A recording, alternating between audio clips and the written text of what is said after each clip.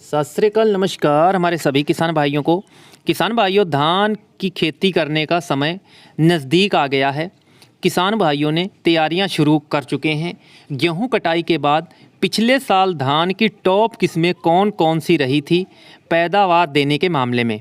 किताबी पन्नों में पैदावार कुछ और लिखी होती है, यूनिवर्सिटियां पैदावार कुछ और बताती हैं और प्राइवेट धान की कंपनियां कुछ और बताती हैं।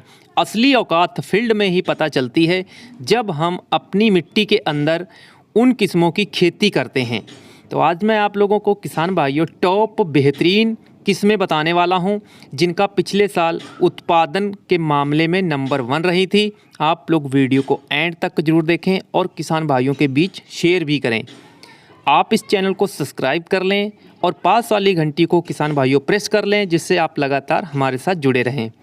किसान भाइयों, चैनल पे आने वाले वीडियो भी और भी टॉप वैरायटियों के बारे में हम लाते रहेंगे, ज़रूर देखिएगा। तो किसान भाइयों, 2021 में ज़्यादा उत्पादन देने वाली जो वैरायटियाँ धान की थी उनमें से जो है तीसरे नंबर पर यह किस्म थी PR 121 किस्म।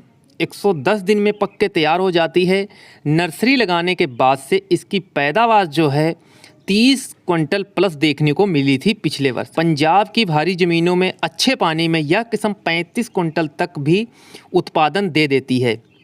और किसान भाइयों, इसकी जो पकने का समय है 110 दिन में पक के तैयार हो जाती है नर्सरी लगाने के बाद, यानी ट्रांसप्लांट करने के बाद। अब किसान भाइयों, जो मैं आप लोगों को बताने वाला हूँ, दूसरे नंबर पर जो किस्म पिछले साल रही थी 2021 में PR 126, यह किस्म ट्रांसप्लांट करने के बाद यानी रुपाई करने के बाद मात्र 90 दिन लेती है पकने में और इसका कद भी काफ़ी छोटा होता है। गिरने की समस्या नहीं आती है इस वैरायटी में।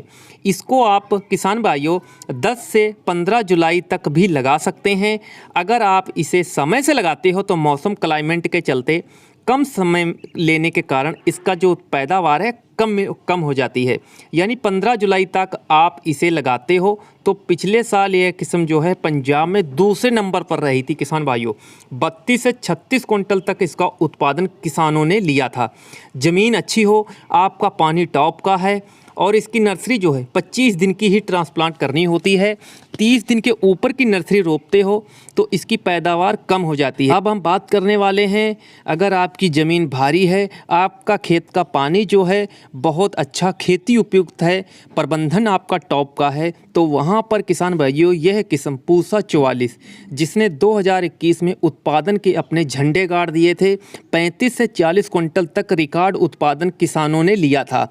हल्की ज़मीनों में किसान इस किस्म की खेती ना करें, ध्यान रखें, कामयाबी नहीं मिलेगी, इस बात को भी आपको ध्यान में रखना है। ये वही किस्में थी जिन्होंने पिछले वर्ष रिकॉर्ड तोड़े थे उत्पादन के मामले में। और मैं किसान भाइयों आप लोगों से बताना चाहता हूँ, मैं आप लोगों को हाइब्रिड धान की खेती करने के लिए रिकमेंड नहीं करता हूं, क्योंकि किसान भाइयों दुकानदार जो होगा, बीज माफिया होंगे, वो आप लोगों को रिकमेंड करेंगे हाइब्रिड धान की खेती करने के लिए, क्योंकि किसान भाइयों उनमें उनका मोटा मुनाफा जुड़ा होता है कंपनी की तरफ से। तभी वो किसान भाइयों कुल्लू, मनाली और गोवा, शिमला टूर घूमते हैं और महंगी महंगी गाड़ियां इनाम में जीतते हैं जब वो अपना टारगेट यानी बीज को बेचते हैं। इसलिए आप लोगों को सावधान रहना होगा, क्योंकि किसान भाइयों हाइब्रिड धान का बीज 300 रुपये से किलो से लेके 500 रुपये प्रति किलो तक है। इतना महंगा अगर हम बीज डालेंगे तो किसान भाइयों हमारी खेती महंगी हो जाएगी। इसलिए जो हमारी परमल वैरायटियाँ हैं, मोटे धान की किस्में हैं, हम इनकी खेती करके अच्छा उत्पादन ले सकते हैं बहुत कम खर्च में। इस वीडियो को किसान हित में ज़्यादा से ज़्यादा शेयर कीजिएगा। आने वाले वीडियो भी ज़रूर देखिएगा। धन्यवाद। जय हिंद।